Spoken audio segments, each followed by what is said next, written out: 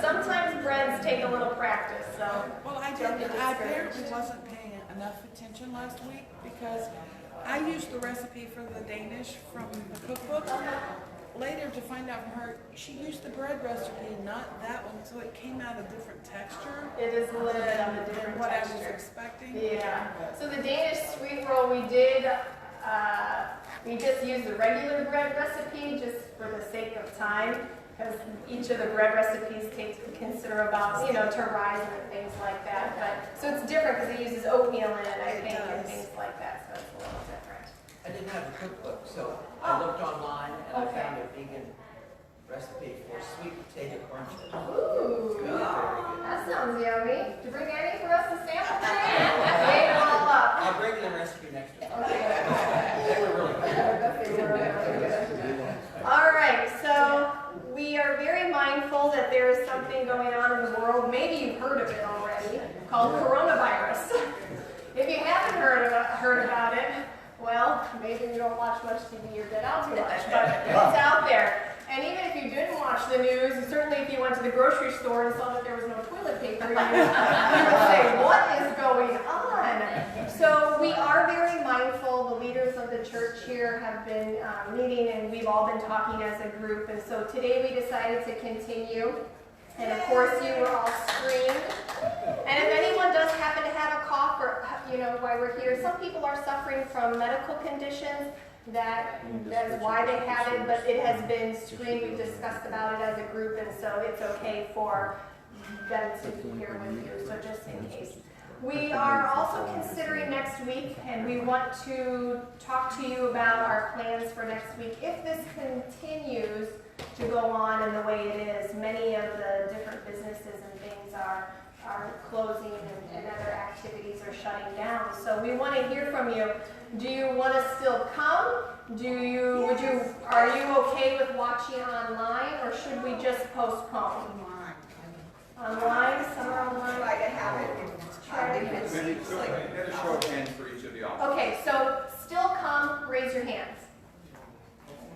That's fine. Online watching and watching me present online, okay? And postponing it a week or two, considering. Okay, that's fair to know. We are going to be talking about it through the week. We're not making a decision today. We're going to continue to monitor the news, the CDC's recommendation, our local health authorities, and we will be seeing what their recommendations are, and we will call you and let you know.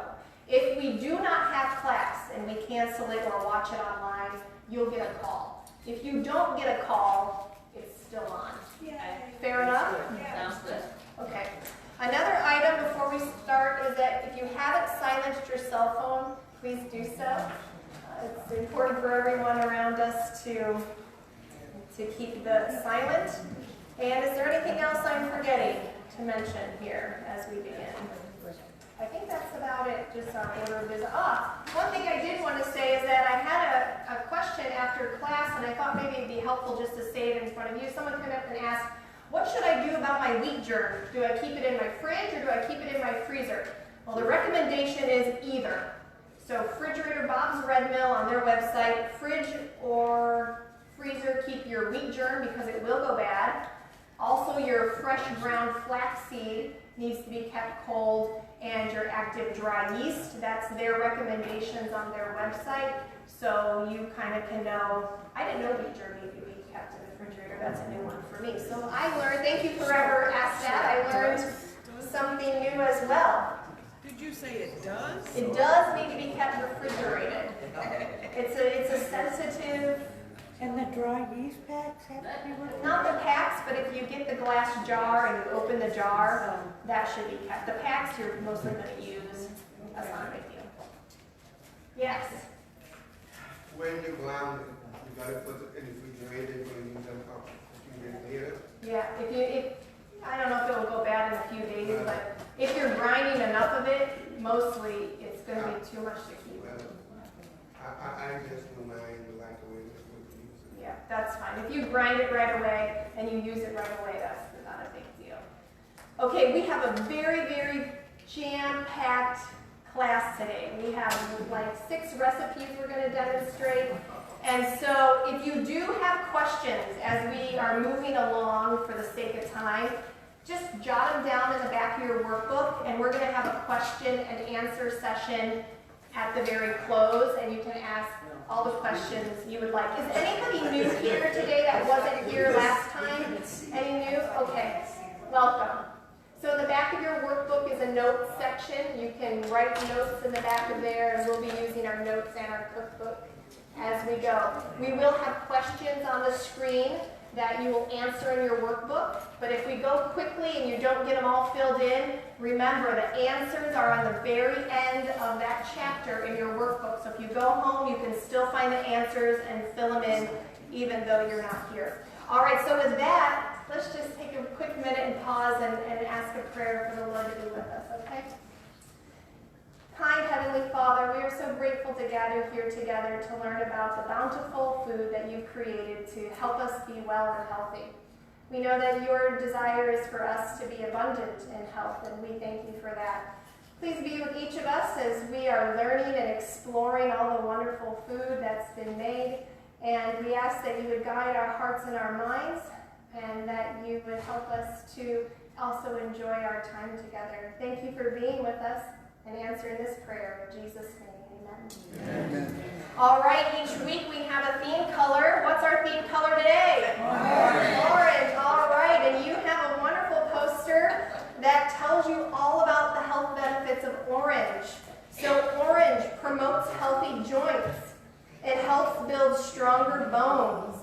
It encourages alkaline balance, which is very important. Our bodies are in an alkaline state, and when we eat things that cause acid, such as meats and cheese and sugar, it causes a breakdown and disease in our body. And so we want to keep our body in an alkaline balance. It lowers our LDL cholesterol, which is the bad type of cholesterol. You can remember that LDL is bad because you can remember little devil, LD. Little devil is not good. So LDL, not a good one, but the orange foods lower that. It also lowers our blood pressure. It promotes eye health and reduces the risk of prostate cancer. And here's a list of some of the orange fruits and veggies that you can eat, and you have some orange treats there today for you, some cantaloupe and some wonderful little oranges. Oranges are wonderful for diabetics. They don't mess with their blood sugar too much like other fruits like bananas and stuff, so oranges are really good. Okay, we're going to start. Last week, you remember we had a little video, and it was on nutrition, and it had the little tomato in the heart. This week, we're going to be learning about E, which equals exercise.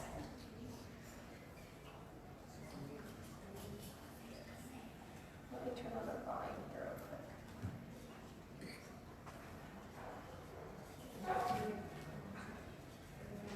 Hi, I'm Dr. Decker. Did you know that physical exercise is actually better for your brain than for your body? Physical exercise is great for your body by providing enhanced heart and lung function, as well as improved endurance, muscle tone, and strength. However, the benefits for your brain are even better as it improves energy, endurance, mood, sleep, pleasure, and better ability to manage your emotions and tolerate frustrations. Engaging in aerobic exercise like brisk walking, running, swimming, and cycling for at least 60 minutes a day gives the best results. So get active today.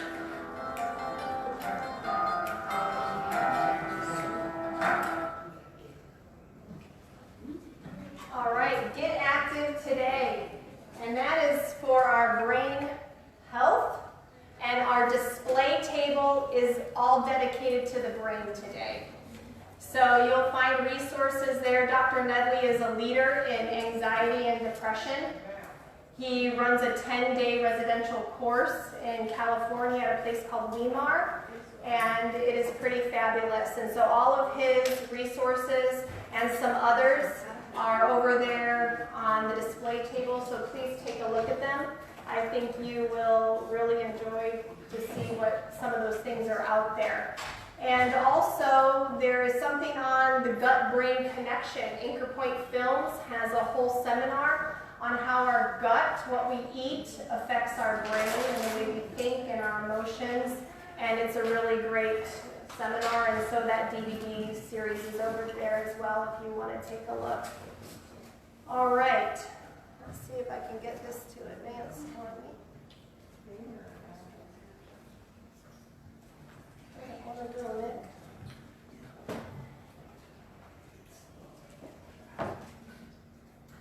So let's go ahead, we're going to get into our workbooks because that's where we're starting today. I'm Dr. On page 29.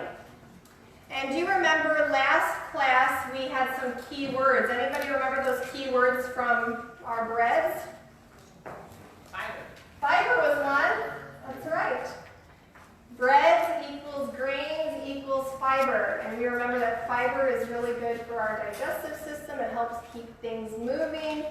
And it's very good to help and fight diseases like heart disease and diabetes and cancer. So today our class is on breakfast, and the key words are breakfast and antioxidants. Our class is called Making Breakfast a Better Meal, and I couldn't think of a more appropriate time to be talking about antioxidants because these are the things you need to help keep you healthy.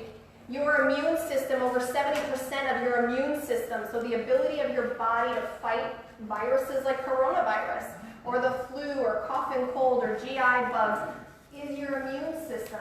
It needs to be healthy and strong, and one way we can give our immune system a boost is to be eating foods high in antioxidants. And also any type of a plant food is a healthier option to help to boost your immune system. And just like Dr. Nedley was saying as well, exercise. These are important elements that we need to be healthy and strong. We cannot live in a germ bubble, but we can do certain things that will help us to give our immune system the greatest help so that it can fight off any disease that we possibly could be facing. So really, the first question we need to ask ourselves, well, what are antioxidants and what are free radicals? Because we really need to talk about the two of them together. And an antioxidant helps prevent or stops cell damage caused by an oxidant. So if you think about an oxidation process, like a car gets rust, right, that would be a type of oxidation process. And so when we eat foods that are high in free radicals, we're causing oxidative stress upon our cells, and the cell gets damaged. Do you see here, this little cell has been damaged by a free radical. And free radicals come from things like fried foods, things high in saturated fats like cheeses and red meats, cooked and processed meats, that would be like hot dogs and bacon or sandwich slices, alcohol, smoking, pesticides, and air pollution all can have a free radical effect upon your cell. So what happens is when you eat foods high in antioxidants, like berries are really high in antioxidants, kiwi, oranges, what you're eating today, high in antioxidants, broccoli and spinach and kale as well. Those cells come in to your body, and see right here, they have an extra electron that the free radical cell is missing. And what that antioxidant does is it shares. Isn't that nice? Even in nature, right? Even in nature and in your created body, there's a sharing process that happens. And so this antioxidant comes along and says, oh, look at you, you've been injured by a free radical. Let me share my extra electron with you. And it makes the cell whole again. If this cell does not get help, it is going to become destructive and it's going to die. And we don't want cell death in our body, right? That's what brings on diseases. That's what comes along with aging. We don't want cell death. And so when I first started looking at this, I thought, that's an amazing thing. You know what that makes me think of? Something in the Bible that's called grace. And it made me think of a Bible verse. And many of you may know this, and if you don't, then maybe this is the first time you're hearing it, but it is one of the most famous Bible verses. It's John 3:16.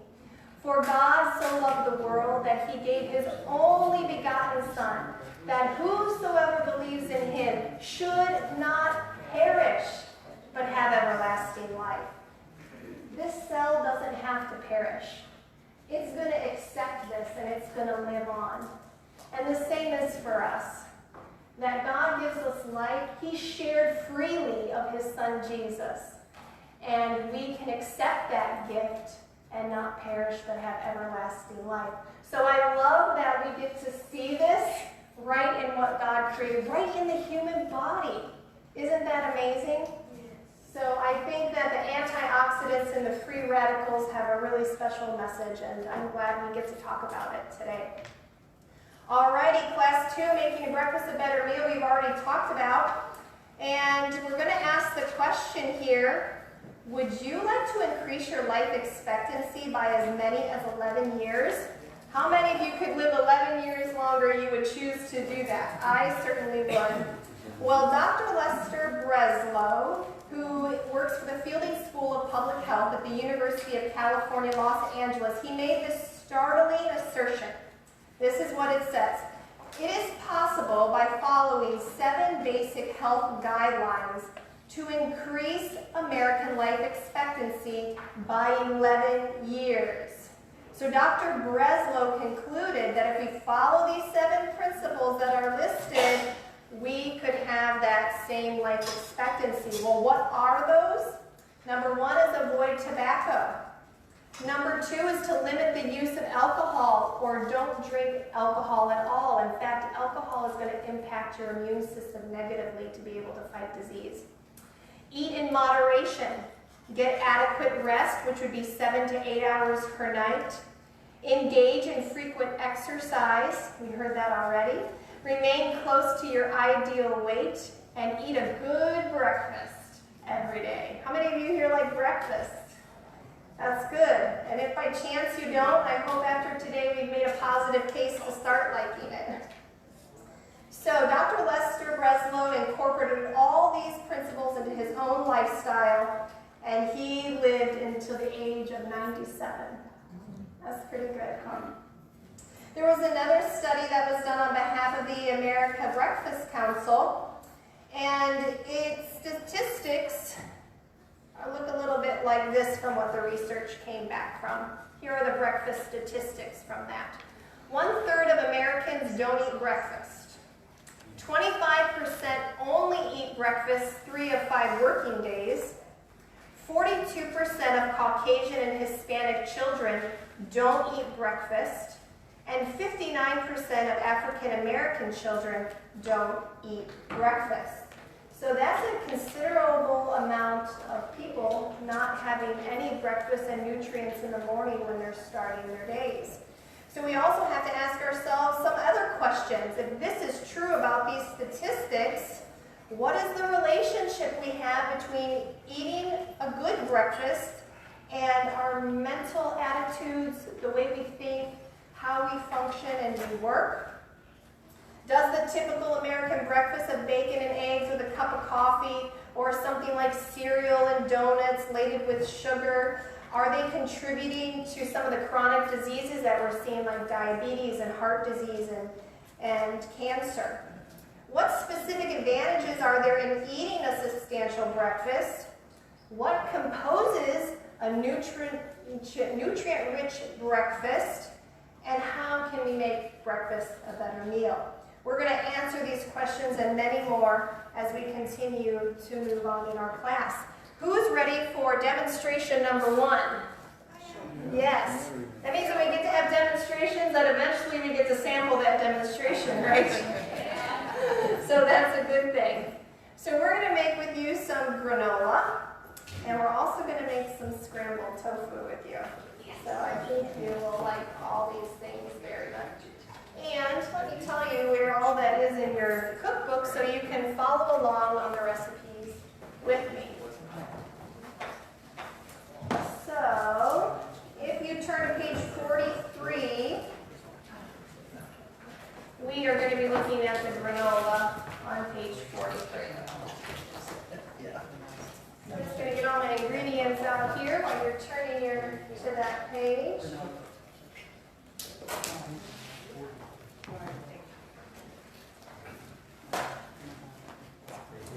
All right.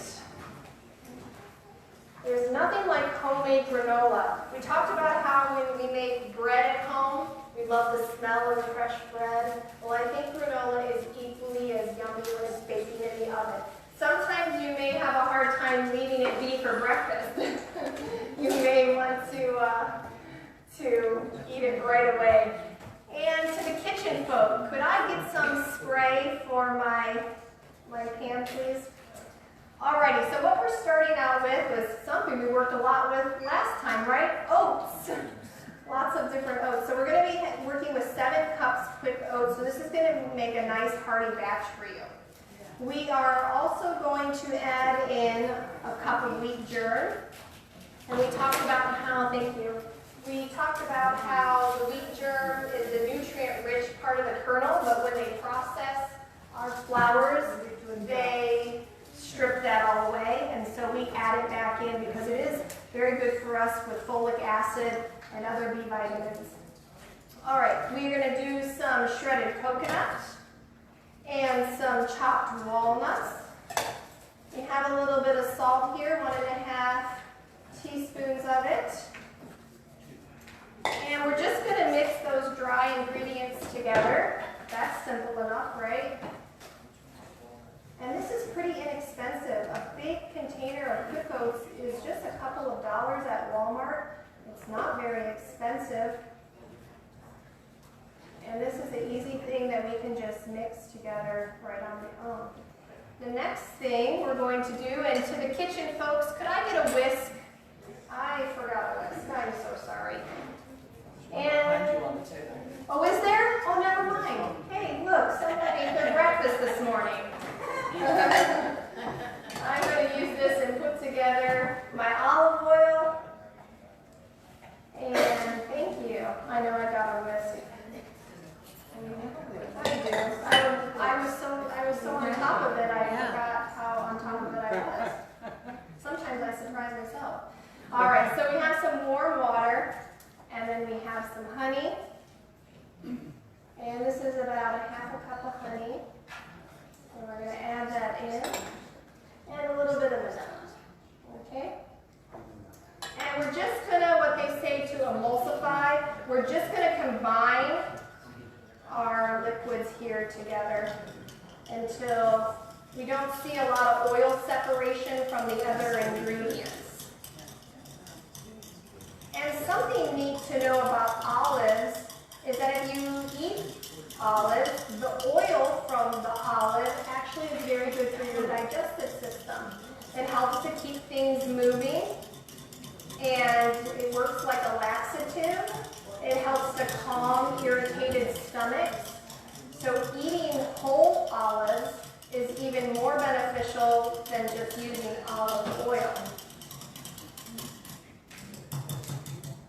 Okay, I'm just going to go ahead and pour this in.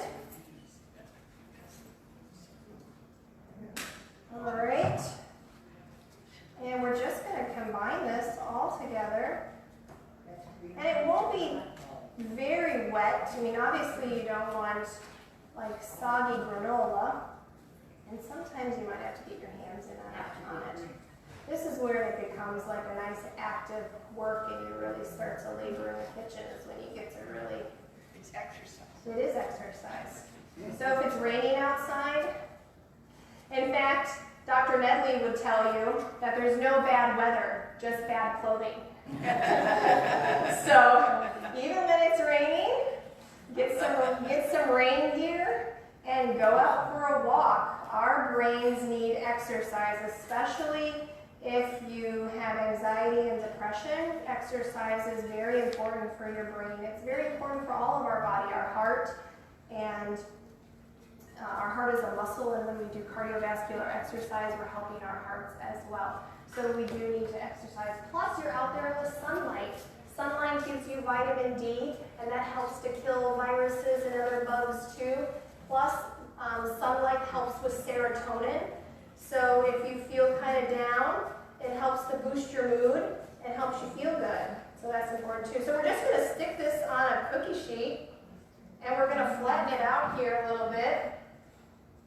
And we're going to stick this in an oven for 8 hours. Now it's a low temperature oven. What does it say there? 170 degrees. And you can bake this through the night, which is what the little recommendation is.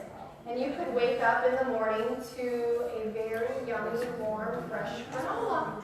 Yay! Everybody likes easy. And if it's simple and you just wake up and breakfast is ready for you, you are set for the day. So I'm going to let the kitchen do this, and if I could get someone to bring out what it looks like at the end, just the finished product.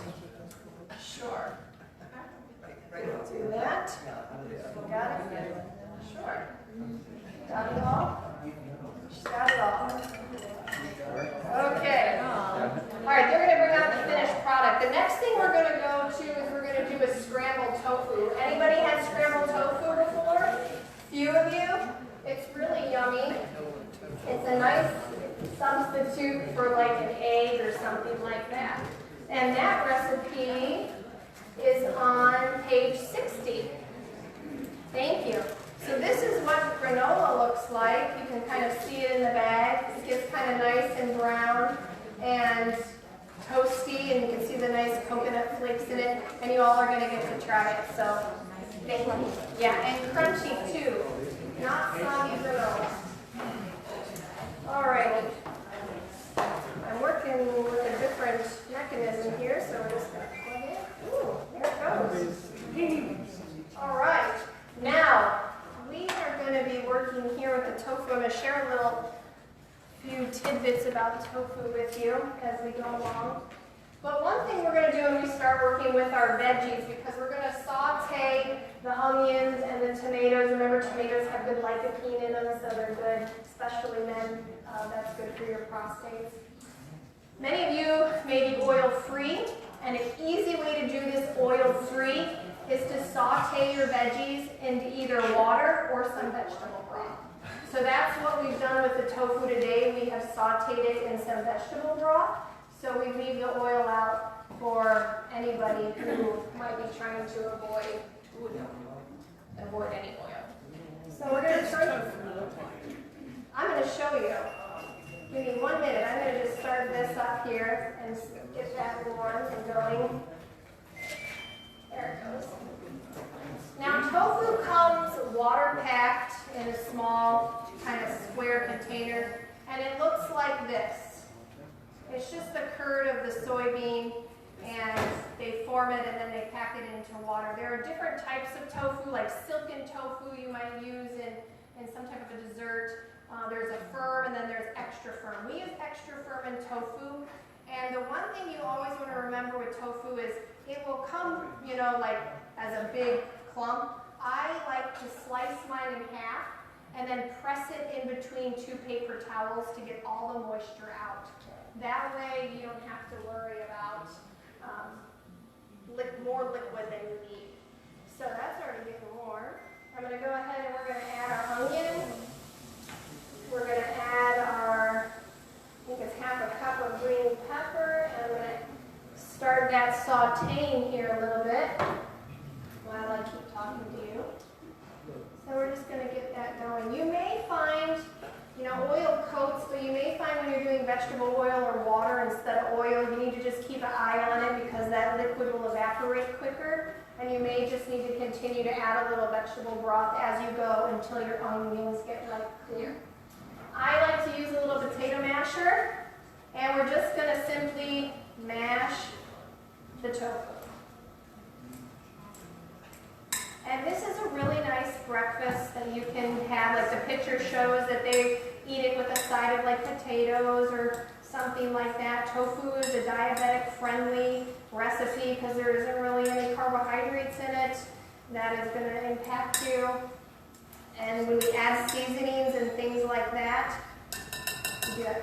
So I'm just kind of getting it to like a chunky crumble, and that's where we want it to be. So tofu has 9 grams of protein in it.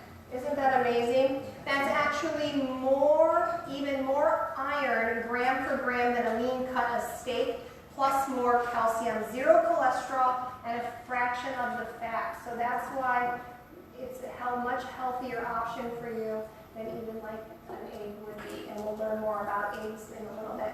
So some of the people that are the healthiest people in the world, the Okinawans, if you've heard of them over in Japan, they have lived the longest with the least amount of disability. They have the lowest rate of heart disease, breast and prostate cancer, and colon cancer, the least amount of dementia rates in the world, and they eat a high soy diet. So the phytoestrogens that are in soy are very protective against these type of diseases, especially cancer. And so we have that. Put this up one. So we're still just letting these kind of get all cooked. I may add just a smidge more vegetable broth. And you really can make many variations of this. You could do sauteed mushrooms in it, which I've done before. It's really, really yummy. You could do other vegetables in it, like a red pepper or things like that. And one thing I did forget was to do the garlic in it. And garlic is wonderful.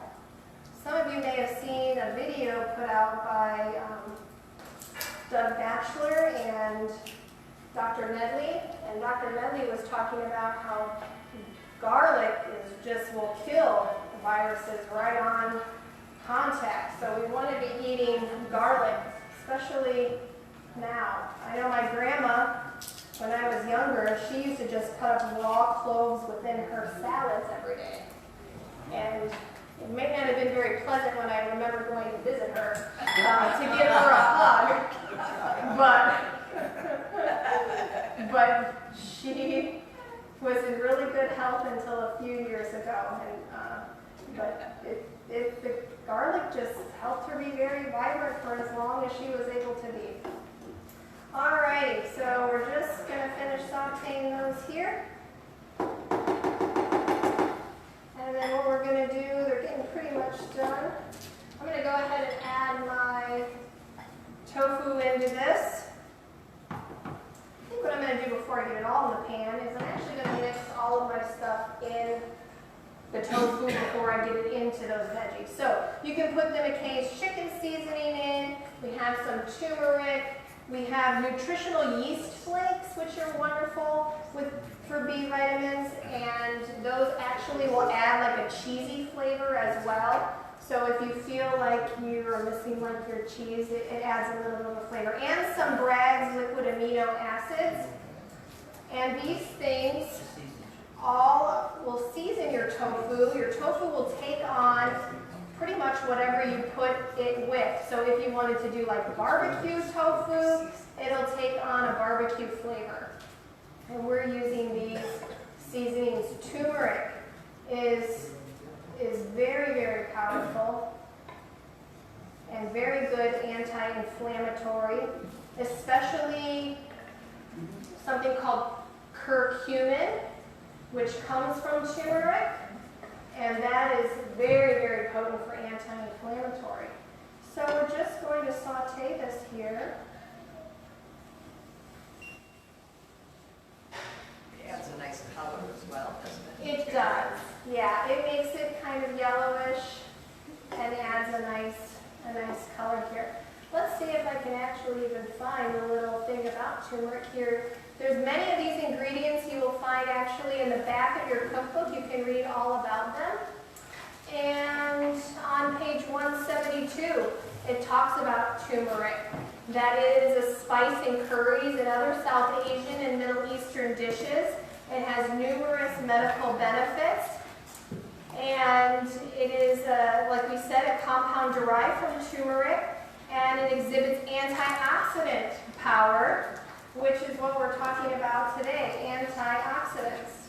We need those antioxidants to help fight the free radicals. It's been also shown to be antiviral, antibacterial, antifungal, anti-cancer. Seems like almost every anti is in there that I can think of. It helps with diabetes, allergies, arthritis, Alzheimer's. So these are wonderful things that we want to take advantage of, right? You also can find it in a supplement. So if you don't eat tofu with turmeric weekly, you can just simply buy some supplements. We're going to put some chives in here, and I'm going to put some tomatoes. And we're just going to finish cooking this down. And it's, I don't know how you can see it? Yeah, right on the screen. It's really turning out to be beautiful. And you're getting so many wonderful nutrients in here. And it's really quite a hearty breakfast if you paired it with a potato, or you could have a slice of your 100% whole wheat bread, or something like that. So that is tofu. What do you think about scrambled tofu? Yeah. Can you see it all? Yeah. Doesn't it look yummy? Yes, very, very colorful. So we are done with scrambled tofu, and I'll just have the kitchen come back. And I'll just have them probably, might want to finish it off back there. Just brown it a little bit. This is kind of heavy, so you might want to come back for that. Yeah, I'll put all these back here. Thank you. All right, so scrambled tofu. We like to do that. You could even make a breakfast burrito out of scrambled tofu, right? Get a tortilla pan. You know, you can put all your ingredients in there as well, and that is perfectly fine. And it's so versatile that you can do that. All right, I'm going to pass this off to you. I'll just leave them there, but I'll leave that back. Okay, well, let's keep moving on in our workbook. All right, we are headed to page 31.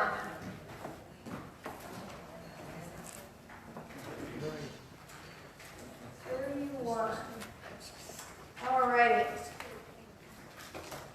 So a nutritious and substantial breakfast should provide us 1/3 to 1/2 of the day's total needed calories. That's the bulk of the calories for the day, right? I mean, a half, 1/3 to a half. So your breakfast shouldn't be small and skimpy. It should provide you with the energy you need to get up and get going. One of the questions is this. On page 31, you're going to be answering, what are the basic reasons why many Americans skip breakfast? Well, A is that they feel too rushed or they have no time. It's inconvenient. They feel too tired. They're not hungry, and they desire to lose weight. And sometimes we have to ask ourselves, if we don't feel hungry at breakfast time, how late did we eat dinner? And how big was our dinner? Because our digestive system has to have time to move things through.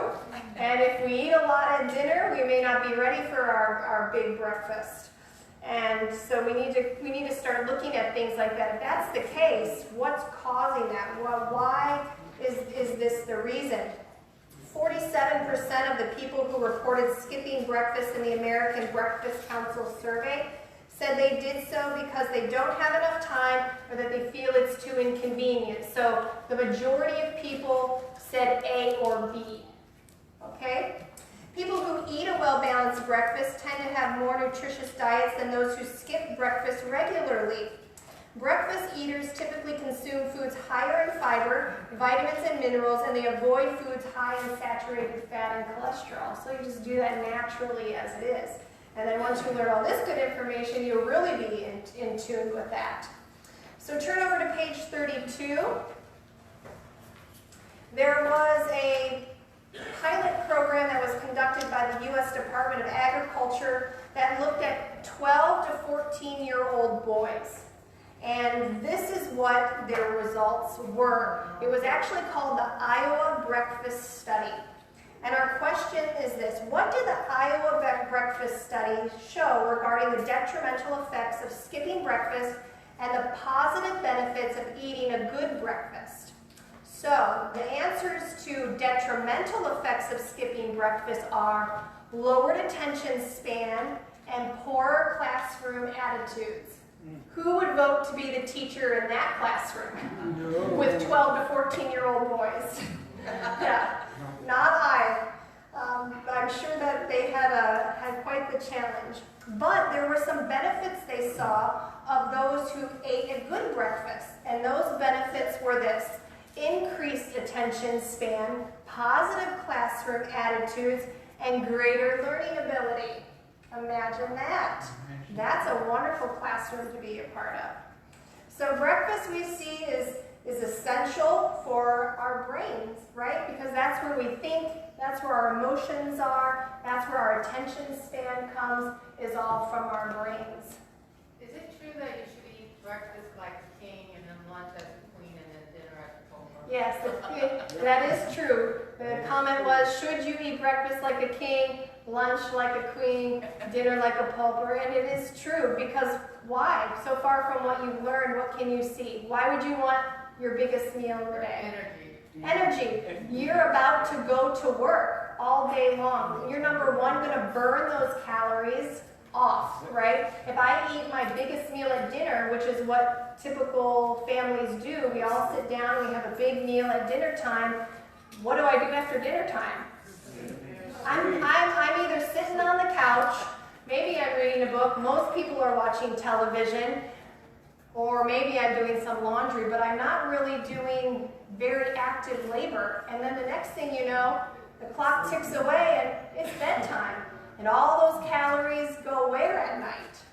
Yep. Nowhere. Well, they do go somewhere, but not where you want them to go. So that's why it's important to get your calories in the morning. All right, our third question down there is, why is it so important to eat the right kind of breakfast? Well, A, it helps us concentrate better. B, it gives us more strength. And C, it helps us maintain a healthy weight. And those are positive things. Most of us are wanting those attributes. And so eating the right kind of breakfast, we're not talking about, frosted flakes or something like that you may get. We're talking about good, nutrient-rich breakfast. So not only does breakfast give you energy to start a new day, but breakfast is linked to many health benefits. Breakfast provides essential vitamins and minerals, enabling the body to function at peak energy levels throughout the morning. Question number 4 on page 33. Why is it so important to get adequate nutrients each morning at breakfast for our bodies to function at optimal levels? Well, the answer is because our body's energy needs must be satisfied early or we'll experience mid-morning fatigue. And that's the truth. If you don't get the calories and the energy you need, your brain is supplied off of glucose, and you're just going to hit a brick wall. And what do you go to when you're hitting a brick wall? Sugar. Coffee. That's what most people do. So a good breakfast helps reduce the typical mid-morning tiredness and the need for coffee.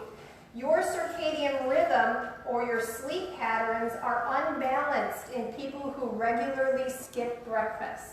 So you may have more sleep issues if you aren't eating a good breakfast.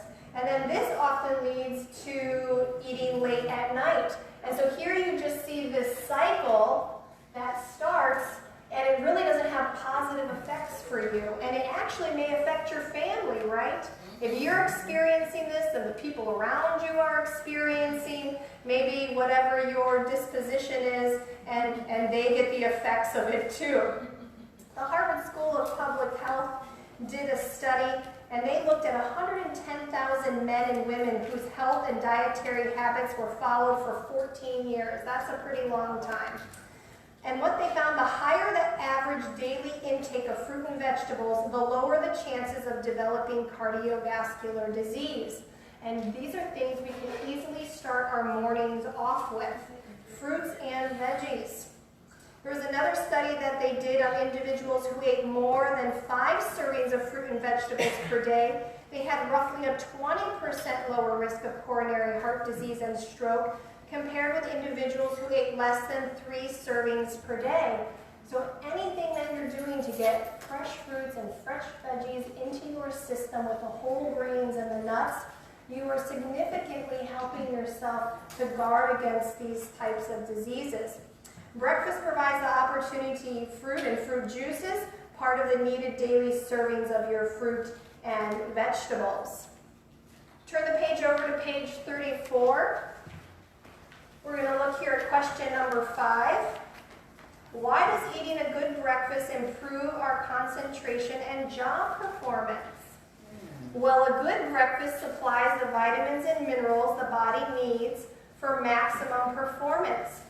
B complex vitamins especially increase our mental alertness. So we saw also with children and with school, but now we're also seeing it at the job site, right? Workers who eat a good breakfast have better attitudes towards their work and greater efficiency. So can you imagine working at a place where everyone ate a good breakfast? You might just have the happiest employees on earth, that they'd be happy to be there. And if you're the manager or you're the leader of that company, your employees are going to be more efficient. Can you imagine the work that's going to get done at your job? That would be pretty amazing. So start your day with a positive approach. Eat a good breakfast. You will feel more energized and more positive. And that's something we really need to consider. There's a lot of negativity with all this scare of the coronavirus, and we need to have positive thoughts. Our immune system will do much better if we think positively versus negatively. So we can always be thankful that we are healthy and that we have this information and we can put it into practice. If you rush off to school or work without eating a good breakfast, you are likely to have much less energy, have greater fatigue, and be less positive about your life in general. So we want to stay positive. Also, we looked at a study here that talks about how eating a good breakfast improves people's cognitive and mental abilities. It enables them to be more alert, to pay better attention, and to do better in terms of reading, math, and other standardized test scores. So kids at school, if you feed them, whether you have kids or you have grandkids, if you give them a good breakfast, they're going to even do better at school. And this is why many schools have a hot breakfast program. And we recognize that many children don't have the opportunity to have food, but it is important for their learning.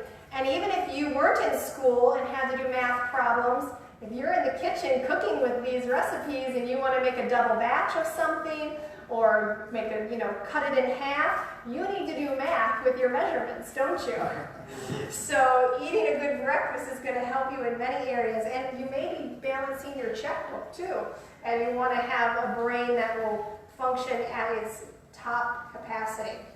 So children who eat breakfast also are sick less often. They have fewer problems associated with hunger, such as dizziness, lethargy, stomach aches, and earaches, and they do significantly better than their non-breakfast peers in terms of cooperation, discipline, and interpersonal behavior. So we right off can see there is a gut-brain connection, and especially a connection with our breakfasts. All right, so breakfast on page 35 is an excellent source of fiber. And question number 6 says, what foods contain the most dietary fiber? And that's fresh fruits and vegetables, whole grains, and beans. And we talked about the benefits of fiber. And do you remember that the average American doesn't get very much fiber? That the recommendation is closer to about 30 grams a day, but the typical American is getting about 15. That's not good for our health. We need the fiber. Fiber is the #1 nutrient that is deficient in most American diets. A high fiber diet aids in digestion, helps control our weight, benefits the heart, and reduces the risk of bowel cancer. Those are positive reasons to eat lots of fiber. All right, we are moving on to our second demonstration. And we're headed back to our cookbooks. And we are going to the baked oatmeal recipe on page 42. So the baked oatmeal recipe on page 42, and I think the kitchen knows I need 4 cups of boiling water. And I'll wait for them to bring that out. Okay. This is great. Baked oatmeal is actually something you could make the night before and stick in the refrigerator. It's very easy to keep overnight. It also can work if you don't have time, if you don't want to like pour water over it or something. I'll go ahead and take it. You can just put it into bars and take it as you go. Nice and hot. Thank you. All right, so let's get our ingredients here. What do we have again? What do you see is one of the main ingredients? Oats. Oh. Do we love oats or what? Who said last time I should get like an oat, maybe an oat badge or certificate or something? Okay. We are also going to get another pan. Let's see, kitchen, would you bring me a 9x13, please? Thank you. All right, so what we're going to do is you're going to bring, when you're at home, your water to a boil on the stove, right? We're not going to try to boil water here. Many of you, I'm sure, know how to do that. But I have 4 cups of boiling water, and I'm just going to add my salt to it, okay? And we're just going to dissolve the salt. Now, if you want to use the 2 tablespoons of olive oil, you certainly can, but it's optional only, and if you're oil-free, thank you. You don't need to worry about that. So we left it out. If it's optional, there's no sense, in my opinion, to maybe need it, but it, you know, oil does make things moister, so you can see whether you like it with or without. All right, and what we're going to do is we are going to mix the ingredients. So I'm going to go ahead and I have my 3 cups of quick oats, and I'm adding my shredded coconut. You want the unsweetened shredded coconut so it doesn't have the extra sugar in it. And then we have our 4th cup of chopped medjool dates, which dates are really good for fiber as well. And dates get sticky though.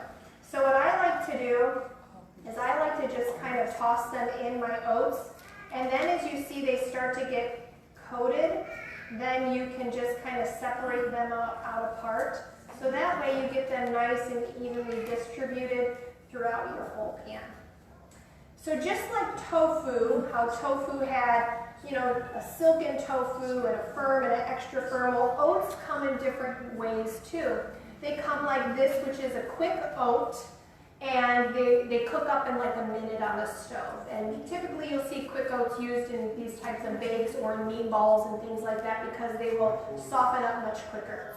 There's also rolled oats, which take about 5 minutes to cook, and those are oats that have been steamed and pressed. They just haven't been cut like the quick oat has, so they retain their shape.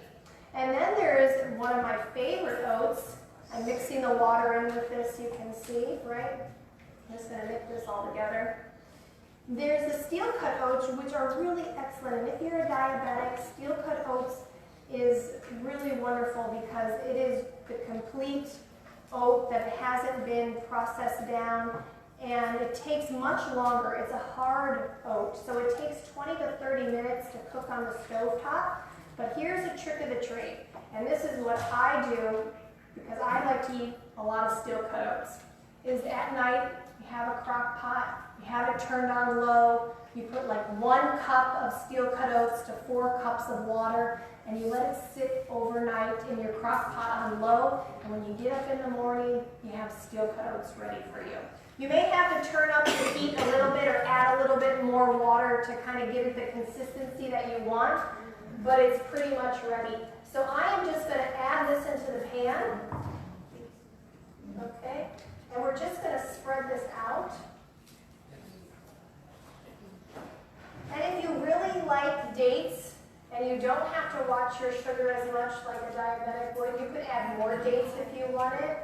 After you bake this, you certainly could top it with like a chopped apple or a banana or something along the lines of like that and make it even, you know, a bigger breakfast. But I always do my steel cut oats with berries, with shredded coconut. And if you're a diabetic, instead of doing like maple syrup or honey on something, I like to use carob powder. And carob powder you can find in the health basket. It actually has 7 grams of fiber per 1 tablespoon. and it's much sweeter than like a cocoa powder, and it is full of nutrients. So this is what it's going to look like, okay? And we're just going to bake it, what does it say, 375 for 40 minutes. That's pretty simple, right? And I think they're going to bring me out a finished one, and so that you can see what it looks like. It just comes out beautiful. Thank you. You see how crispy and golden it comes out? It's really nice and yummy. So tell the kitchen thank you. Thank you. Yes, they've been back there cooking all kinds of wonderful things. So, alrighty, the next recipe we're gonna head to is our apple crisp. This is one of my favorites. I love apple crisp. And let's see where that is. Next page. Sure is next page, page 44. And apples are really a wonderful fruit. Anybody know the saying about apples? That's right, an apple a day keeps the doctor away. And that is what we are aiming for, right? The less we have to see the doctor, the better. And dear kitchen, I need a 9 by 13. And, okay. And I also need the other pan with the apples in it that has not been cooked. Okay, thank you. They're just the most wonderful group. You see me up here, but I'm telling you, they're all very busy back there. And I think today you're really going to love what you get to taste. So, put this all over here for now. Thank you. And could I get a knife and a cutting board? All right. First things first, if you're working with apples, when we're gonna bake them, we're gonna bake them without their skins. Thank you. Just my knife and a cutting board. And so what I'm gonna do is I'm gonna actually just one of these, and we're gonna just peel our apples. Now you certainly can peel your apple if you want to go around in a circle. I just like to be quick about it, and my family can tell you that when I'm in the kitchen, anything goes, so that's what we do. So we're just going to peel our apple, and most of you probably have peeled apples before in your lifetime. And we're using Golden Delicious apples, or our nice baking apple. Thank you. But you also can use different variations of apples. I've used like Honey Crisps in here along with the Golden Delicious. Sometimes Golden Delicious isn't always in the store, but for the majority it is. So we just simply peel our apple. Apples, medium size, only have about 80 calories in them, so you get a lot of nutrients for your money there. So I'm just going to simply kind of cut around the core. If you have one of those handy-dandy little apple slicers, those work well and you can just do that. If you do that, you'll just want to take each little section and cut it down a little more. Can you see that might be in the way? And we're just going to go ahead and top them on here. And we've already had most of these done, and they've just been sitting covered. And you can see, I don't really want a very thick piece, right? Because I want them to come out and to be tender. And we'll just finish this apple up here. And apples are wonderful for fiber. They have 4.4 grams of fiber in them. So that's really, really good, especially when you eat them with the skin on them. They'll give you 8.4 milligrams of vitamin C, which is about 9% of the recommended daily value. And so who would have thought, apples would have vitamin C? Most of the time we think citrus foods, right? So what we're going to do before we bake this is we're going to sweeten these. Instead of using white refined sugar, we're going to sweeten this with 100% pineapple juice. And we're going to thicken it with cornstarch. So we have 2 cups of pineapple juice, and we have 3 tablespoons here of our cornstarch. And we're just going to mix it together. 3 tablespoons. I think that's correct. Yep. Okay.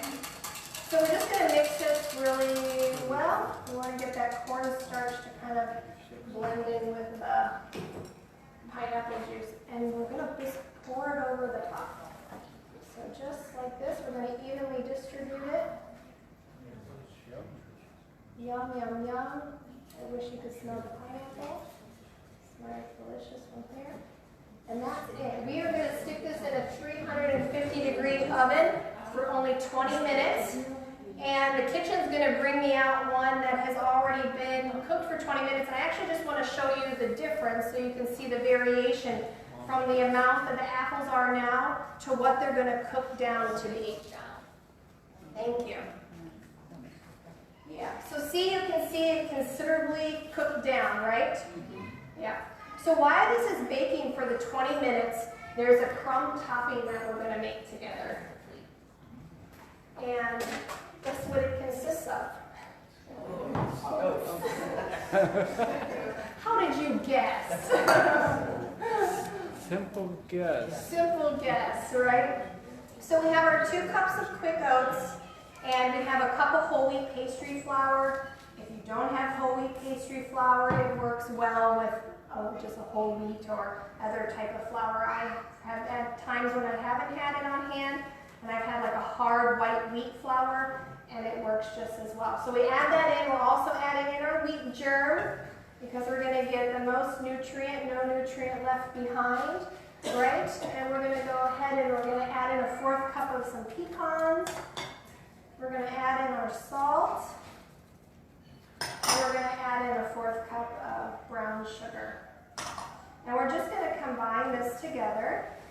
And I think the kitchen's going to bring me out some melted earth balance. It calls for oil. It doesn't specify what type of oil. So please feel free to do olive oil or one that you are more preferable to. We're just using some melted earth balance today. It's soy-free, so if you have a soy allergy, this is soy-free. And what we're going to do is I'm actually going to just, to make it simple, I'm going to combine my water, and I'm going to combine my vanilla, just so I add all my liquids at once. Give it a little stir, and I'm just going to add that right in. And we're going to mix this all together. And this really does throw together so easily.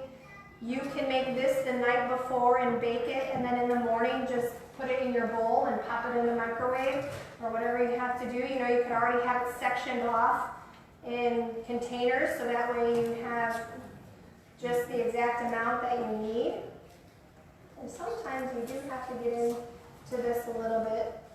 And I like to work with my hands just to make it crumbly and to combine everything together so that all of that liquid gets in with the dry.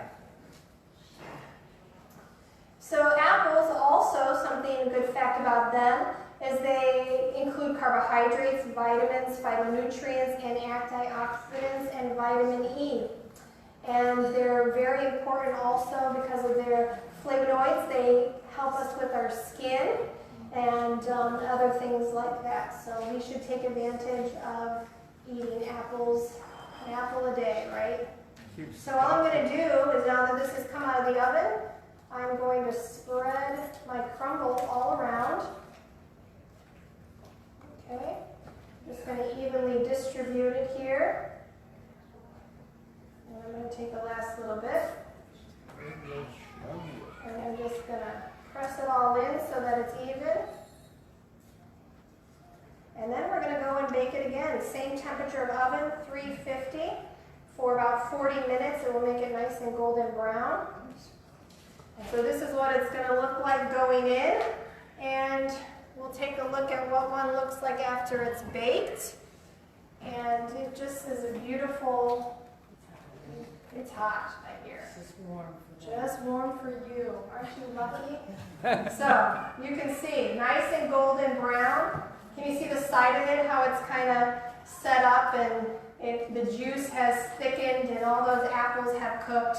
And this is really a delightful meal. We have this quite frequently. My son really loves this, and so I think if you can find anything in your home that your kids will eat, you have success, right? It gets tricky when someone likes one thing and someone doesn't like another, but apple crisp is a favorite. Sometimes it's like, who's getting the last piece here? There's So what do you think about those two things? Baked oatmeal and baked apple crisp. Not too bad, right? We can do those. Those are very healthy, and we can feel good about serving those to ourselves and to those we love. All right, we're headed back into our workbook. And we're going to talk a little bit about digestion. We're on page 35, heading into page 36. So eating a good breakfast aids in our digestion are related. And when we wake up in the morning, usually we haven't eaten for about 12 to 14 hours, right? And that's why they call it break fast, right? We're in breakfast, we're breaking the fast. Our body hasn't eaten, it needs nutrients to fuel it and to get it ready for the day. And so it's the perfect time to be having a very good nutrient-rich meal. Mostly our glucose and blood sugar levels are at the lowest point of the day. And also because our stomachs haven't been working, they are most readily to accept the nutrients. So you will get the most nutrient absorption in your system at breakfast because your body's just ready to suck it all in. Isn't that good? That is good, isn't it? So like we said, all of our previous meals have been well digested. It's ready to receive the food. The digestive juices secreted by the stomach when we awake prepare our bodies to thoroughly digest the food. So the body even is ramping up for this, right? What does it do if we don't give it anything? We're going to start to have maybe some tummy issues.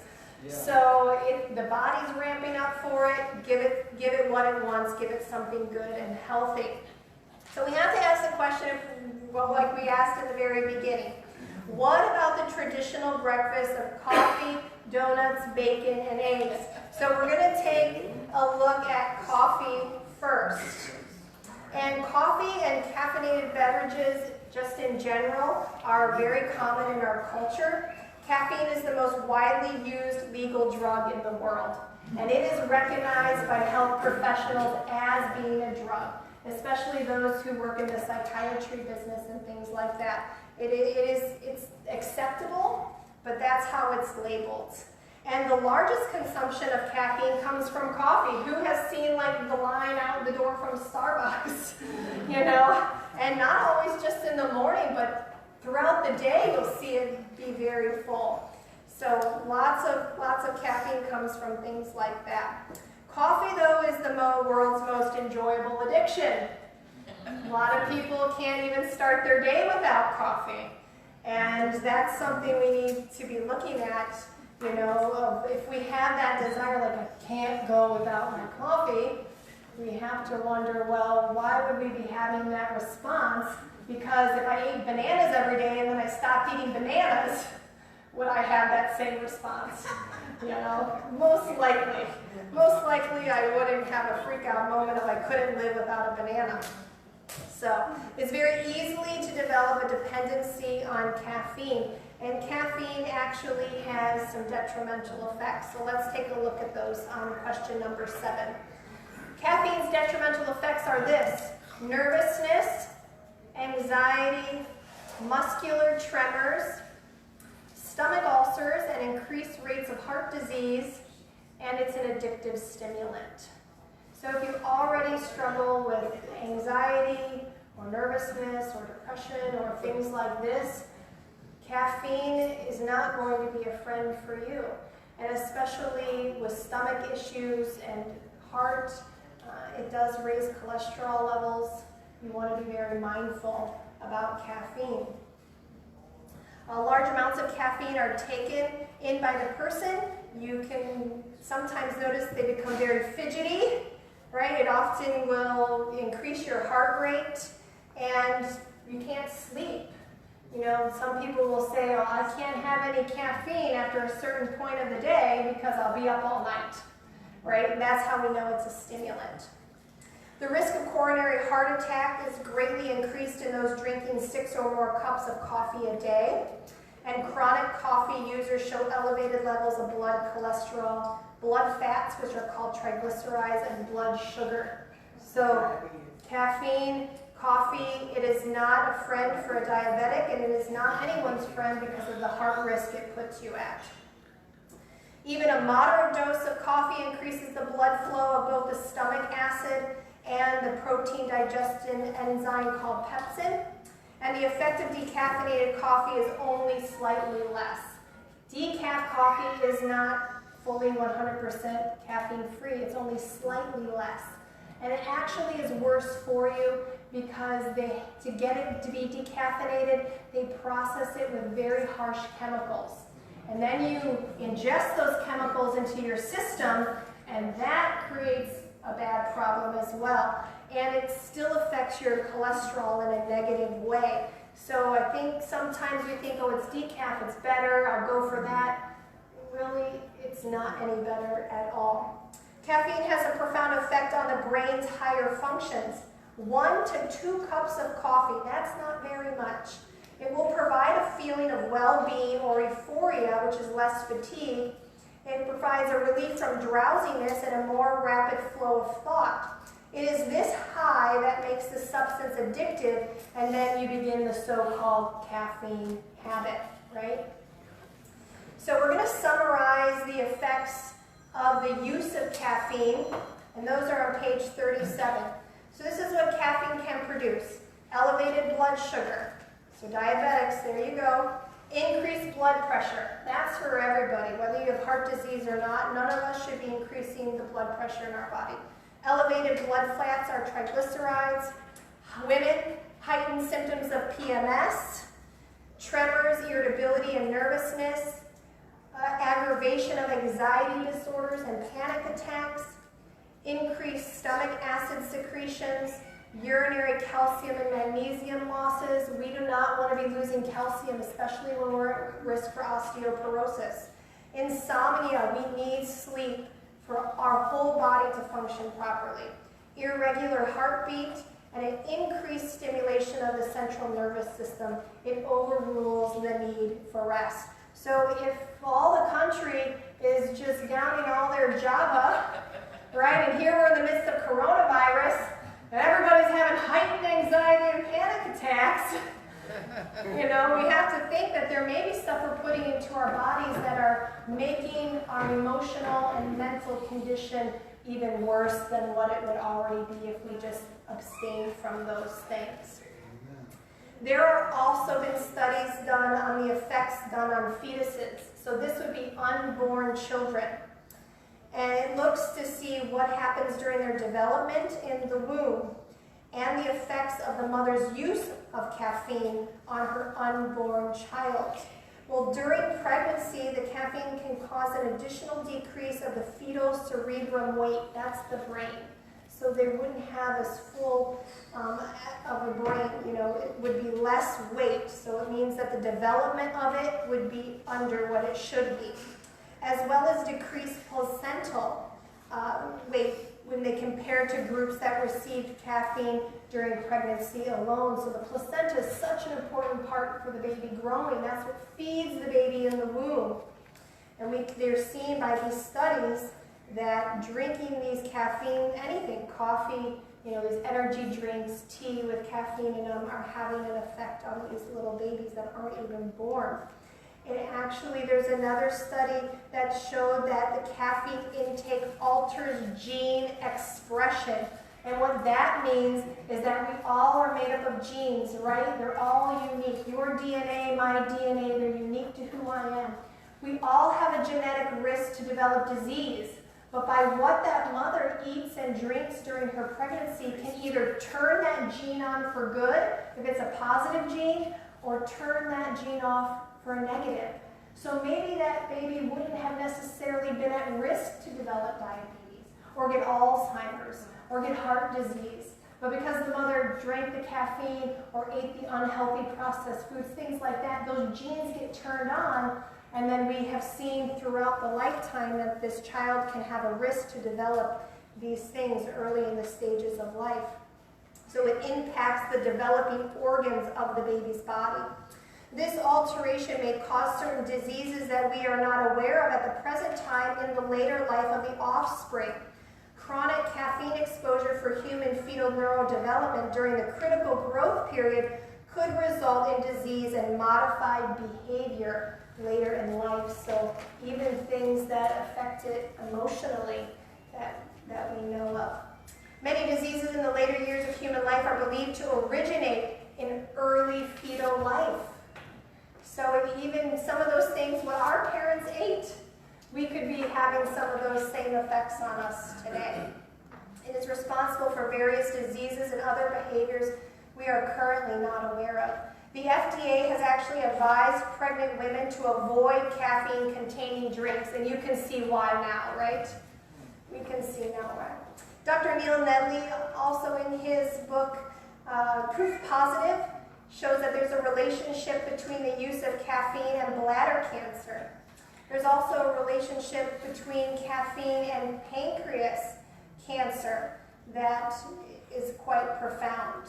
That coffee drinking actually doubles your bladder cancer risk, right? Your body really is comprised mostly of water. Your brain and all your cells need water to function, and caffeine and coffee-containing products dehydrates us. Fatal colon cancer has been linked to coffee consumption. Those consuming 2 or more cups of coffee per day increase their risk of death from colon cancer by 70% when compared to those that consume less than a cup a day. So look at that. Just by stopping or drinking less, you've already increased a benefit to you than people who aren't doing that. There was a 19th century health educator who made this statement: coffee is a hurtful indulgence. It temporarily excites the mind to unwanted action, but the after effect is exhaustion, prostration, paralysis of the mental, moral, and physical powers. The mind becomes enervated, and unless through determined effort the habit is overcome, the activity of the brain is permanently lessened. And permanently is a heavy word, isn't it? That really should cause us to think, what am I drinking in the morning? And remember the first class, last time we met, I told you about my health journey, and I was a caffeine junkie. I used to drink lots of caffeine. I'd start my day off with coffee, and then, coffee at home wasn't enough. I was going through Starbucks and getting like the large, caramel macchiato. So not only did it have caffeine in it, but it had loads of sugar and probably all the fat from the milk and the things in there too. And then in the afternoons, my coworkers and I, we thought we were doing such a great thing. We would go and get like Cherry Coke Zero and things like that. And we drank that all afternoon. So can you imagine the effect that I was experiencing? And I can personally tell you from my own experience, I have more energy now not drinking coffee and other caffeine-containing beverages than I ever did before. And so there is help. There is things you can do. If you are a coffee drinker, have a bowl of watermelon every morning. Watermelon actually has natural properties in it that wakes you up. And so have some watermelon. Also, there's another healthful option called Ticino. And this is just made of herbs, and you can make it in your coffee pot just like coffee. In fact, you're going to get to taste it today. And on the table there, we have a bag for you to look at. You can see what it would look like. You can buy it at the Health Basket. You can buy it on Amazon relatively cheaply as well. There's also a handout on the table for you from Ticino, because they also believe in the harmful effects of coffee and caffeine, and there is a how to kick the caffeine habit guide. So take one home, take it to your friends, share what you learned today. So now that we've talked about coffee, let's take a look at our traditional breakfast of donuts, bacon, and eggs. Yes? I think they use chicory in that Ticino, actually. Yeah. Chicory coffee. It's instant. Nice. But again, no caffeine. There's another one too called like Roma and Pero, Yeah. and they're instant too. Yeah, you would say the same thing. Yeah. The Ticino is really a delightful taste. Yeah, and we have some vanilla soy creamer for you. So, I know some people may like some creamer and things like that, and so we're not going to deprive you of that. We're just going to give you a plant-based version of that, okay? Okay, so let's talk about the other traditional breakfast items here.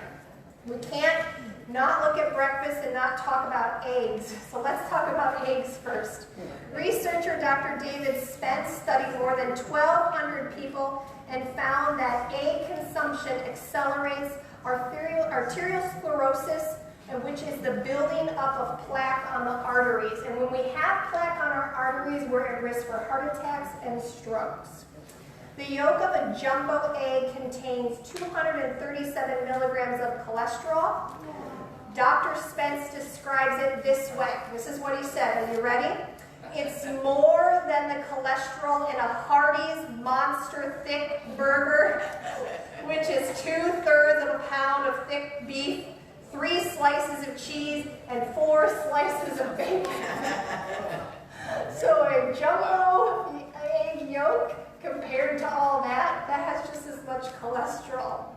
He claims that the yolk of an egg contains about all the cholesterol the human body can handle without developing fatty patches in the heart, the brain, the arteries over the years. And that's really the issue. Your body naturally produces cholesterol all on its own. And when you eat foods that have cholesterol in it, it just causes there to be more cholesterol. Your body doesn't need more cholesterol. It has all that it needs. So what does it do? It starts laying plaque down on your arteries. And that's why you may have to go in and get your arteries cleaned out and things like that. I want to ask you a question. If you had high cholesterol, they said don't eat egg yolks. What is sometimes what's recommended for you to eat instead? Egg whites. Egg whites. Do you think egg whites are any better for you? They're really not. There's a wonderful book called Rethink Food. And it's 100+ doctors can't be wrong. And these are the top experts in plant-based medicine. And there's a section in the book that starts on page 177 that actually is the chapter of the book on cancer. And this is what it says about egg whites. Are you ready? So when we're dealing with cancer cells they have to create the blood vessels and things like that so that they can grow, right? Well, there is a certain element in egg whites and also in fish that occurs naturally that has the highest level of this. And that means that the foods with the highest ability to help cancer feed itself by increasing blood flow are eggs and fish. So if you have cancer, do not eat the egg whites, do not eat egg fish, because they have the highest ability to help cancer feed and to grow. Yet a lot of times they're one of the things that you're being recommended to eat instead of the egg yolks, especially for those of us who may have high cholesterol. I used to have high cholesterol, but when I became plant-based, that all went away, so it can happen for you too. Let's talk about commercial cereals. That's usually a pretty quick breakfast, and this is what was found in a Veterans Administration hospital in Houston, Texas. They analyzed 78 commercial breakfast cereals for their overall sugar content, and this is what they found, that 23 out of 78 cereals have about 10 to 25% sugar. 24 of 78 cereals have about 25 to 50% sugar. So that's a lot when we're talking about nutrients. We really don't want to start our day out with a 50% sugar cereal. But what can you do? Because there has to be a better choice. There comes a point in our time where we just have to have quick and easy. And there are some recommendations here on page 40 to you of cereals that would be a better choice.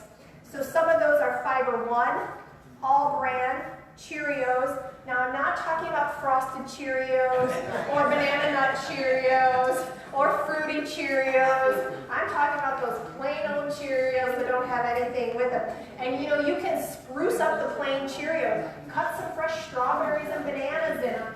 Drizzle a little bit of honey of your own that you've bought. instead of buying the ones that are processed and laden with the sugar. Even a better choice would be shredded wheat.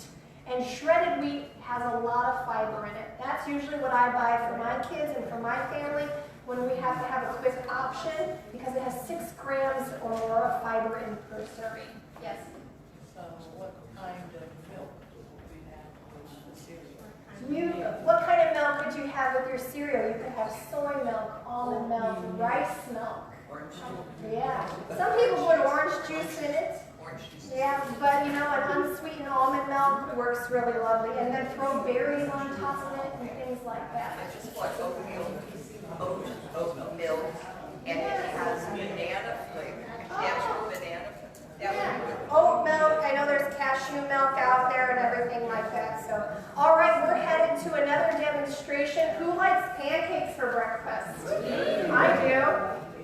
I love, and this recipe is actually not in your cookbook, it's in your workbook. If you haven't discovered already that your workbook has extra recipes in it. So we're headed to page 45 in your workbook. Your cookbook also has pancake recipes in it. It has like a blueberry recipe that's really good as well. And I'm just going to start this warming while we get started here. All right, so I'm just turning my pancake griddle to about 350. And I'm going to let that go ahead and get warmed up while we're going through our recipe here. Alrighty, so the one thing I don't see in this one is oats. But there's lots of other good ingredients there too. What I'm first going to do is I'm going to start out with my 2 mashed bananas, and I'm going to go ahead and I'm actually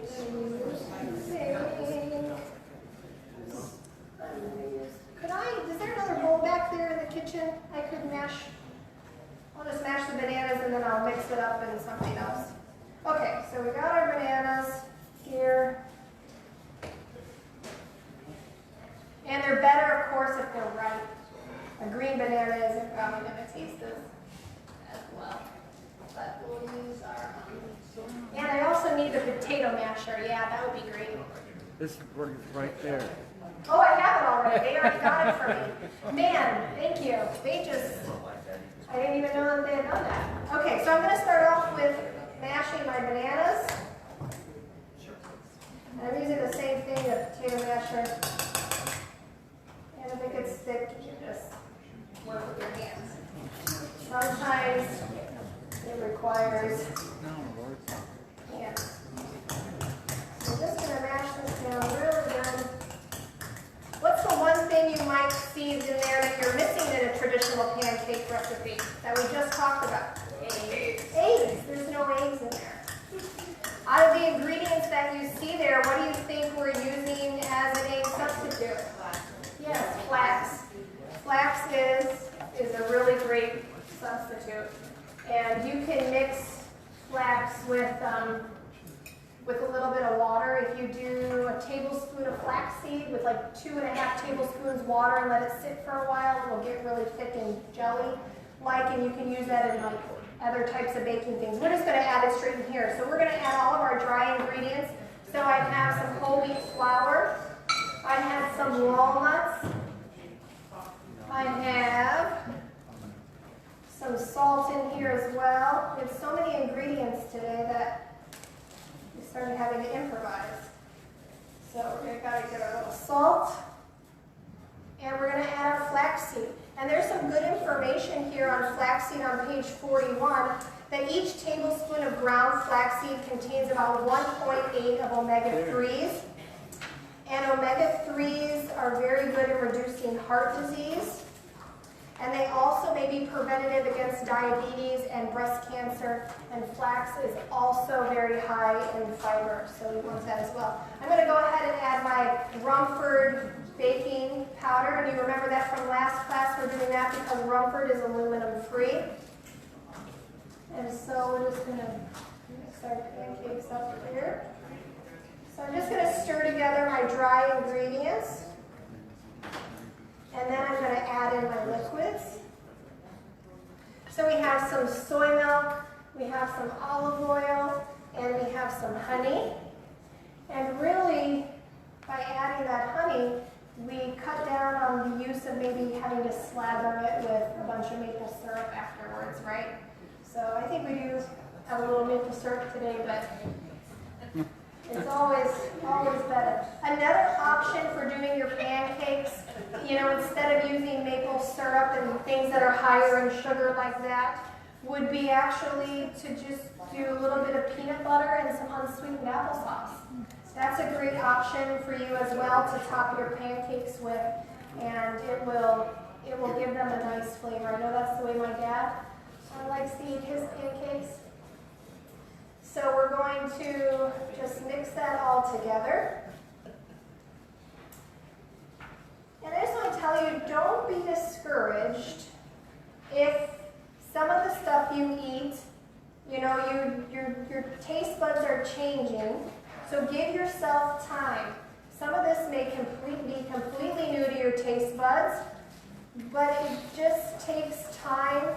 And if you continue to eat this way, your body will get used to it. In fact, I worked with some medical students in Oregon. We usually had a class of medical students that came to our hospital once a year. And the one year they came, we happened to be eating together, and they were asking me, you know, why. Obviously, I wasn't eating, when we ordered our food, no milk, you leave the cheese off, I don't want the sour cream. And, you know, they said, wow, why do you eat like that? And I was able to tell them why I choose not to eat animal products and to eat plants. And they said, guess what? What? We just finished a lecture on the GI system, which is your gastrointestinal system. And they said, guess what we learned? And I said, what did you learn? These are medical students. I mean, I'm just a nurse. They're really learning good stuff. I mean, the stuff that I think I would even like to go back and to continue to learn more about. So they said, what we learned was that your taste buds, it only takes 10 days to change. That's it. Guess what changes your taste buds? The bacteria in your intestines. So there is specific bacteria called microbiomes, and they are as unique to each of you as your fingerprint is. None of us have the same combination or anything like that. It's unique to you, and your microbiomes control your taste buds. So as you're eating these foods, those bacteria are saying, hey, I like this. Keep feeding this to me. And you'll start to notice that stuff starts to taste a little bit better and better and better. And if you really dislike something, just get a little spoonful. Put a few mushrooms on a spoonful. Eat it once a day. Just start to get those bacteria to say, hey, we like that kind of food. And I'm going to give you a challenge this week because there's one scientific study. It was the first scientific study recorded, and it's actually found in the Bible. It's found in Daniel chapter 1. If you will read that, you will find something about 10 days in there, and you will get to see what is shared in there about those 10 days. So that's actually at the end of my class going to be your challenge, is to read Daniel chapter 1. And I specifically really want you to look, to take notes, to say, what am I learning about food from Daniel chapter 1? What's the effect of food on the body and on the mind? What I'm learning from this. So read it. It's the first recorded clinical study in all of history. So I encourage you to read that. So we're just going to let these cook here. And let me cook up my heat just a little bit as they're cooking. The bananas are going to help to kind of make them be thick as well. But I really appreciated my time with those medical students and really appreciated them sharing all of that interesting information. I hadn't known that bacteria actually controls our taste buds. So what we're going to do is we're going going to let these continue to rise a little bit. And they're getting nice and brown, so I'm going to try my best to flip these. Smells Okay, there's one down for you. Here's two. And then, so you can see they're nice and golden brown. They're going to continue to cook and puff up here a little bit. And you guys get to try whole wheat banana pancakes today. These are simple, they're easy, your family will love them. And they have good nutrients in them for you as well. So that is the pancakes. And I am going to go ahead and just unplug and let the kitchen take this over. So that was pretty easy, right? And a really, really simple thing you can do. It's hot, so. A really, really simple thing you can do is if you are really busy, you can mix all of your dry ingredients in a baggie together at the night.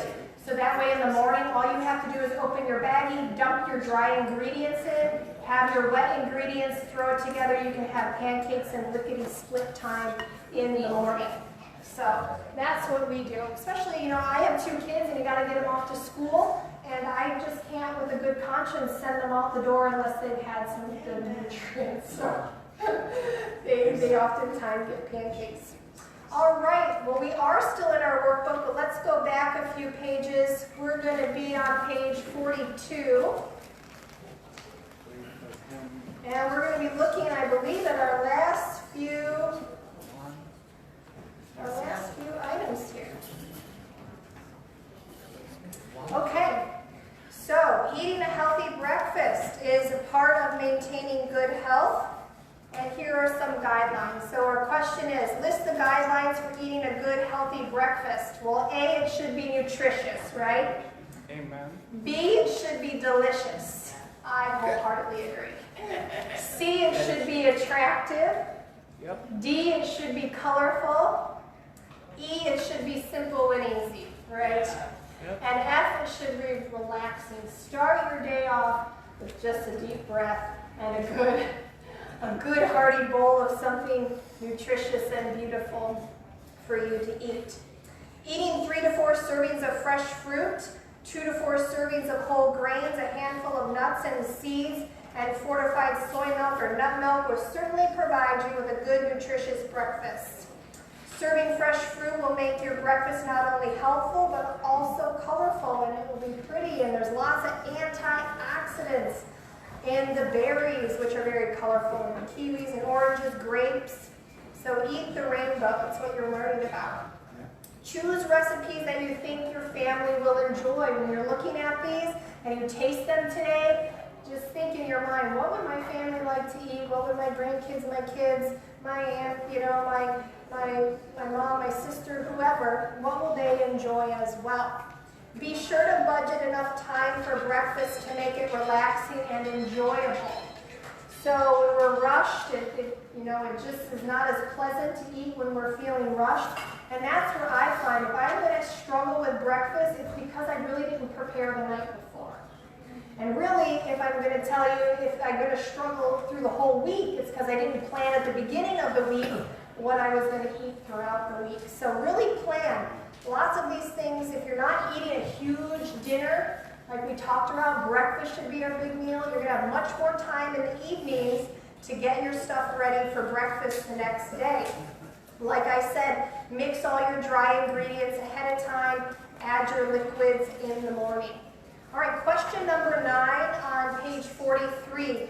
What food groups comprise a healthy breakfast? A, fresh fruits. B, whole grains. C, legumes. D, nuts. And E, soy milk or a nut milk or a rice milk would be okay, right? Almond milk would be a nut milk. Yes? I made split peas stew, and I thought they were legumes. Are they beans or peas? Or the same nutritional value? Right, they're very high in fiber, and they are part, if I remember correctly, they are part of the legume family. Split So, peas? yes.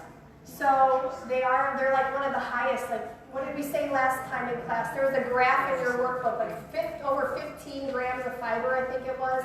Check me on that though, and you can look up the table on class 1. So all of these things put together, eating, some people may think beans, maybe not for breakfast, but beans are wonderful for breakfast. Beans, you should eat at every meal. They really do help for, I know, some people will laugh, your body will adjust. And if you soak your beans, you'll help your digestive system if you soak them ahead of time and then cook them. But there is a song, beans for every meal, right? So we should be eating our beans. All right, I think we're to our very last demonstration. I can't hardly believe we're there already, but sure enough we are. Alrighty, so we're going to do biscuits and gravy. How does that sound for you? We're in the South, so I do know the biscuits and gravy may be a staple. Maybe a lot of you grew up on biscuits and gravy. So we're going to give you your staple back, and we're just going to make it healthy so you can have biscuits and gravy. Right? So we're going to be in your cookbook on page 47. And I'm going to go ahead and start with the biscuits first, I think. So let me get everything ready for that. And to the kitchen, I'm going to need my hot plate back again. So let's get everything here. I have my flour already. I have the enriched, unbleached flour. Remember, and of course, if we're going to be using the enriched, unbleached flour, what am I adding to my flour to make it more nutritious? Wheat germ. Okay, so we're going to do that. So what we're going to do is we're going to add together. Thanks.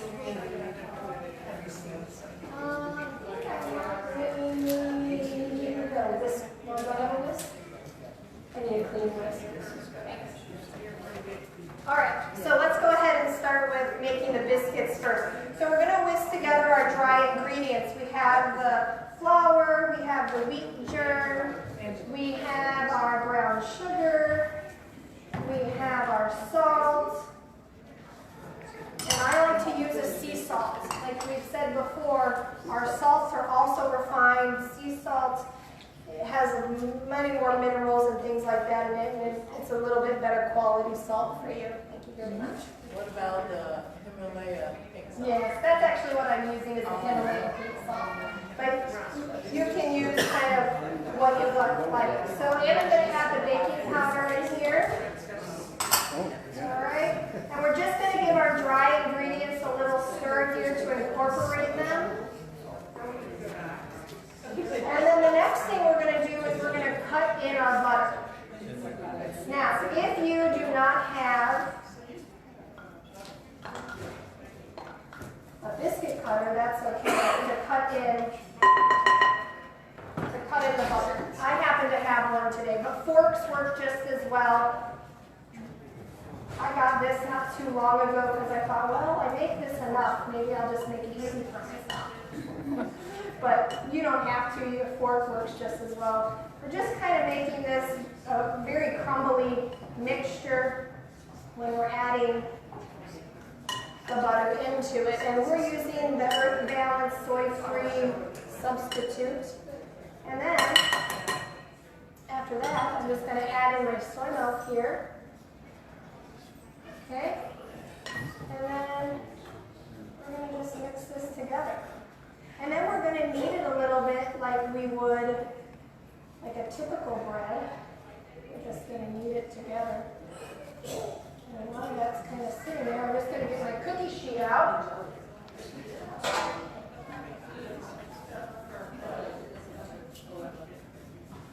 And I'm going to spray, actually I'm not putting any spray on it. This recipe doesn't require you to spray. It's on an ungreased cookie sheet. Okay? So, I'm just going to knead it right here in the bowl.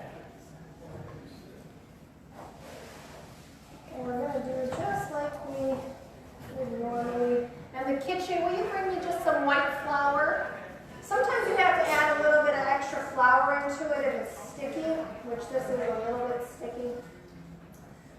see if they'll bring me out a little extra flour here. And we're just gonna roll that out. So I'm gonna get my rolling pin already while they're bringing me that. And this goes pretty quick. And you know, if you're not as a family sitting down and having a huge dinner together, yeah, that's it, that's fine. That works. That works. Just gonna use this. You can work together in the kitchen at night to make your dinner. You can still spend time, quality time together, just in a different way, making something, and then maybe you have time in the morning to then eat a nice breakfast together and start your day out with each other. So that's good. That's much less sticky. And that's what we want. So what I'm going to do is I'm just going to knead it a little bit more here and get that flour incorporated.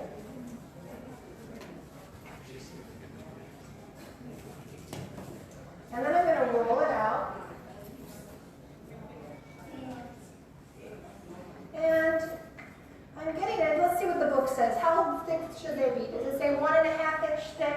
So, you know, kind of like there. What you're going to do is you're going to work with your dough until you get all of your, this is my really high-tech biscuit cutter to make biscuits. This is what I do at home, so I'm just being real with you, okay?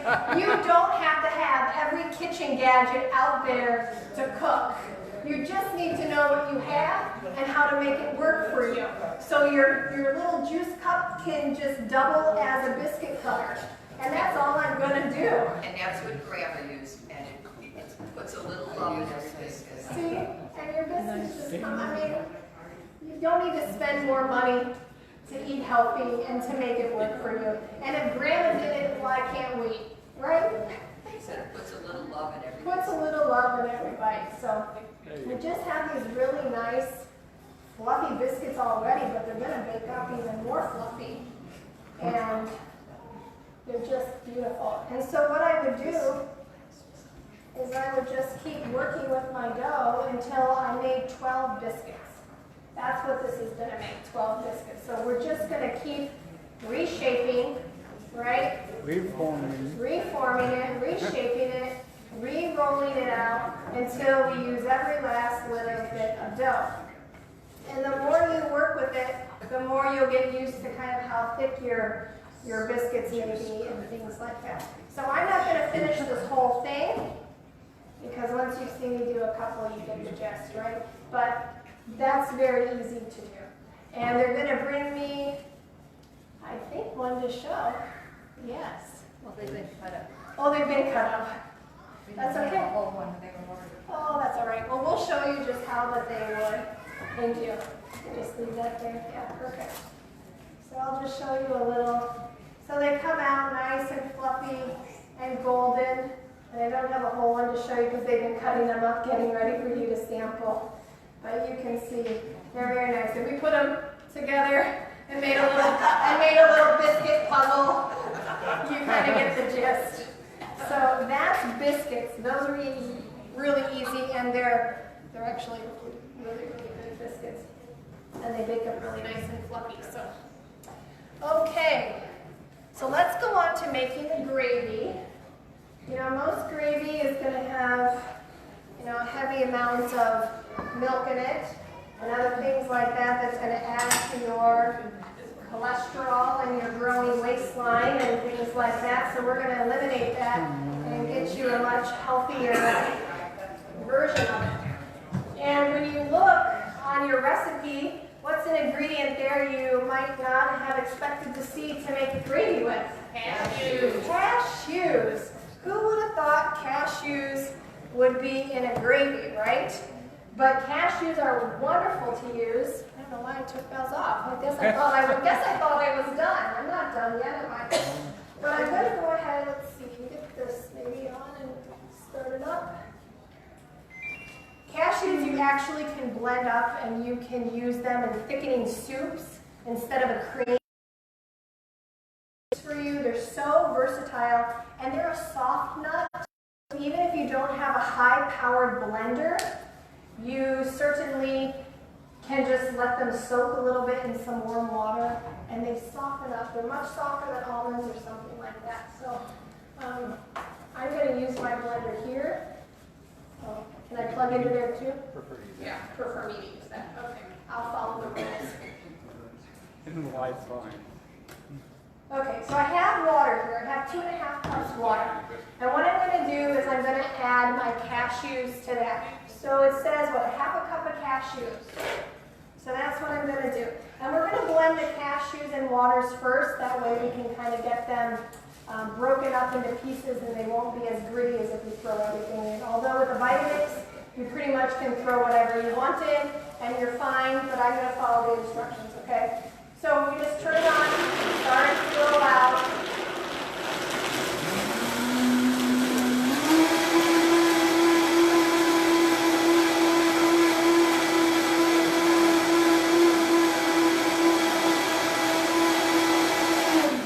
And that's pretty much it. As long as you don't hear them still spinning around and you can see it kind of turns a milky color, you can do that. I've used the milk or the water and the cashew to actually do like a creamy pasta sauce, and that's really good too.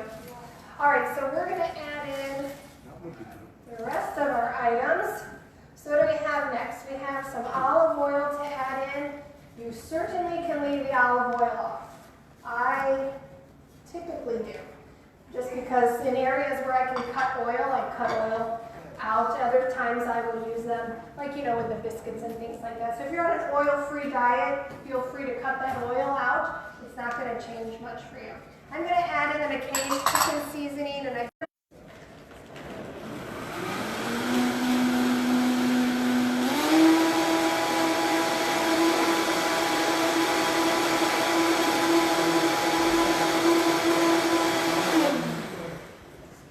it. That's simple.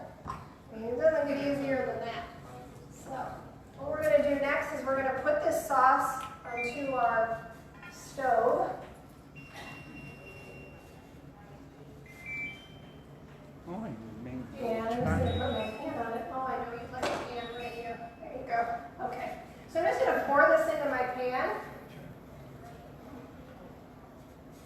voila. And then what I'm going to do is I have some, did I fill my, oh no, I have my water. So we have a little bit of water. What does it say? We have 2 tablespoons water to 2 tablespoons cornstarch, okay? So we're just going to throw that together. And I'm going to whisk that here. And then this is how we're going to thicken up our gravy. Let's get that all dissolved.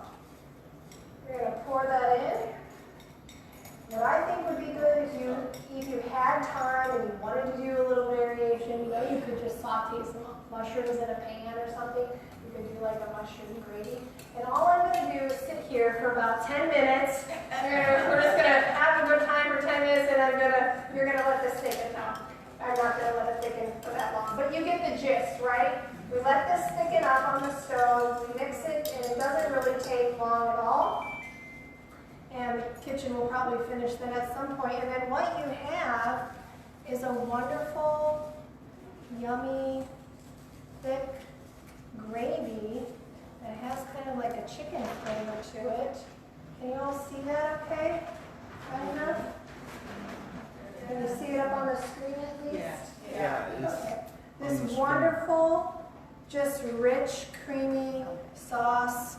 And it goes over your biscuits lovely. You can have some fruit then on your as a side or something like that. That is biscuits and gravy. That is easy, right? You can do that. Our family eats that quite often as well. And we all really like it a lot. So that is that. Thank you to the kitchen. Okay, that was our last demonstration. I think we're about settled here. Oh, some things I wanted to say about cashews before we go. So cashew nuts are an excellent source of essential minerals. They have things like potassium and iron and copper and magnesium and zinc in them. They add to your overall health. They actually have many essential B vitamins that we need. And they contain 4 grams of protein and only about about 18 nuts, so you're getting a lot of protein there as well. We have a few show and tell items for you today, which obviously we don't have time to demonstrate it all, but you will get to eat the breakfast bean recipe, which is in your cookbook on page 59. And you're also going to get the cashew oat waffle recipe on 54 with the strawberry sauce. So as you go through, you'll be able to get those things, and I think they're getting ready to set up for samples, so let's keep going. Oh, we have that. Okay, let me finish these 2 slides and we'll do that. So I'm going to leave you with Teeny's tips for today, okay? Here's Teeny's tips. Eat a hearty, healthy breakfast. Avoid caffeinated beverages. Choose a time and place to exercise. Mornings, early afternoons are always best. A great time to get a walk in is actually after you eat. Choose how much you're going to exercise, at least 30 minutes 5 times a week, and start where you can. No matter what point you're at, just do what you know you can do. And here's my challenges for you for class 2. Incorporate more antioxidant-rich foods into your diet this week. Choose a breakfast recipe and try it out. Everybody got a cookbook and workbook this time? Wonderful. So you can try out some of these wonderful recipes. I want you to commit to reading class number 2 in your workbook. So we have a few days until we meet again. We've gone over a lot of information. Refresh yourself on it and read through that a couple pages a day. Read Daniel chapter 1. Really look at that, and then keep a little note in the back of your workbook, because I might just quiz you and ask you, next time we meet, what did you learn? What kinds of things did you learn about food from that chapter? What did you learn about how it affects the body and other things, relationships to people? So read Daniel chapter 1, and then share what you've learned with a friend. If what you learned you think is going to impact your life in a good way, share it with someone else, and stay happy and healthy this week. Yay. Any further questions that I can answer before we break for food sampling? Yes? Between granola and the oats and the oatmeal. Well, oatmeal is cooked like in a pan with water, so it's soft. You know, it'd be more like a softer, mushy type. Granola is hard and crunchy. Still the same nutrients, though. You're still using the oats. So, yes. Can you substitute like cranberries or something for the dates? You could certainly try. The question was, can you substitute another dried fruit like cranberries instead of dates? You certainly could try maybe dried cherries or dried cranberries. It would definitely change the flavor of it, but you can try. Yes? I would leave the oil. So the question is, what substitution will we use for the oil in the gravy? I would leave the oil out. Or you could use applesauce. Yeah, applesauce really won't change the flavor. It would just kind of combine. You'll be really shocked. I leave the oil out completely. You won't miss it. Also, on the gravy recipe that you did, Yes. at the top it shows red. It's red stuff. What is that? Yes. So that is a little veggie type. It's supposed to be like bacon, but it's not. It's like a bacon substitute, like a bacon bit substitute. And I'm glad you mentioned it, because you could add a veggie meat, like veggie sausage in it, or the veggie strips in it. We actually have some veggie fake bacon for you. If you're used to eating bacon in the morning or some type of a meat, you could try a substitute. When you're looking at your veggie meats, try to find a veggie meat that has 3 grams of fat or less per serving. It'll be a better choice. Is soy and tofu the same? As Tofu, or what do you call it? yes. And soy, is that the same? Yeah, if you're allergic to soy, Yeah. you probably would not want to eat the tofu. Yeah, do you have a substitute? You know, you probably wouldn't be able to follow like the same recipe. You might have to modify it, but you could try like a quinoa or something like that, because sometimes when you can't eat soy like burger, you can make like a quinoa burger meat. You could try it. It's going to be very different. It won't be like an egg though. Okay. You won't be looking. Is there anybody else who had a question? Yes. On behalf of Chris, Yes. can you use the steel cut instead of I would not, steel cuts are too hard. They won't soften up. So if you use steel cuts, you most likely are going to cook them and let them get, you know, like a normal oatmeal on the stove. Okay, I think this gentleman up front, Chris, had a question. I can speak loud. Okay, he can speak You loud. know, we're all here this few weeks Yes, learning about better ways to eat. yes, Now, the whole world is going through something right now. sure. Do we all know, have any idea what this coronavirus is caused by? And it's all, the Chinese people will eat anything. Her mother visited China. As soon as she got there and looked in the market, she said, they were there for, what, 2 days? She said, I'm not going to eat anything. And she fasted for 2 whole days. That's how bad it was. Well, we know that this coronavirus is all because of food, eating certain foods. And I can assure you they're not like the foods we've got here, which is so marvelous. In fact, I understand that the Wuhan virus was caused by them eating bat soup. I have heard that that's the report as well, that it came from eating bats. And obviously bats are not a healthy item to choose from. It is a part of their culture. And unfortunately, we are seeing the spread of disease through eating animals we never were designed to eat. So, Now, you mentioned, you spoke about turmeric. yes, And there's a term there when it's talking about turmeric, as well as antioxidant and anti-inflammatory, the word antiviral. yes. Have we heard that lately, the term antiviral? So you We've heard it a lot. so you can help be antiviral through the foods you're eating. In fact, Dr. Neil Nesby recommends a supplement called NAC. And I put a little bottle on the table if you're interested to see what NAC may look like. It's a very potent antioxidant. And he was recommending that if you are concerned about contracting this, you might consider supplementing. So it's just there for you to look. Was there any other questions? I think he was back there first, Chris, and then we'll come back over to Sharon. I didn't quite understand what you said about carob powder. Yes, carob powder is naturally sweet and it is rich in fiber. 1 tablespoon of carob powder has 7 grams of fiber in it.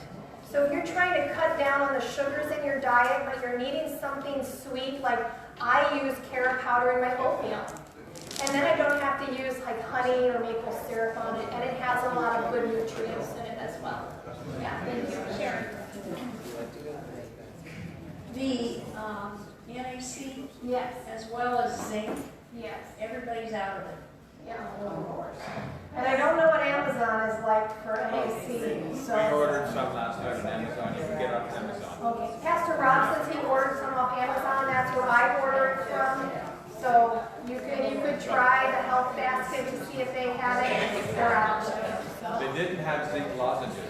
They have zinc in a liquid form, not in the lozenge. But you could just put it in your mouth. You know, even if you put it. Linda had a comment? Yeah, I got, last night I ordered NAC from Life Extension, but Okay. they didn't have the lozenges, they'll have them in a month. So, There's another website, I think it's called Supplement First, and I've ordered from them before. You could try them to see if they're in it. You know, lots of things are missing, like you've noticed Clorox wipes. You can't find toilet paper, but I promise you can find tofu. So go buy tofu. Everyone's freaking out about the toilet paper, you go for the tofu. So, yes, in the back, Bobby. All right, what about the use of stevia? Stevia is an interesting question because stevia is also artificially produced, even though it comes from a natural plant. And from the information that I have read is that it's much better to use a natural sugar than to use something even if it is considered semi-artificial. What about using stevia from the plant itself? If you have the plant whole and we're, I guess, using it as it comes processed. Because you can use it You can use the flowers. Sure. Really, some of these things are good to go ahead and start looking up for yourself. I certainly don't know all the things. Some of the things I've read and the choices I've made for myself from reading some of these things, I'll share with you. But really, be your own scientist. Read your labels. Look things up on the internet. Do some research. And take the principles that you're learning here and apply them so that you understand the guidelines. So when you read some of these things, you say, okay, well, I know this from the studies, and even though I'm reading this, maybe still this isn't the best option, even though it may say this is a better option. We're really trying to give you the best option of all. And that's even though it may be good, we want you to have better, but even more than better, we want you to have the best. So that's what we are working towards. Alrighty, I think we have a gift to give away. So you're gonna let me choose? Yes. Okay, I won't Don't look. peek. I'm not gonna peek. I'm just gonna. I I know. It's a number, so I can't see it. Okay, are you ready? Are you listening? All right. 678 804. Oh, congratulations. And today's prize was a Cuisinart waffle maker with a 7-grain pancake mix, some 100% maple syrup, and a bag of tea cheese. So congratulations.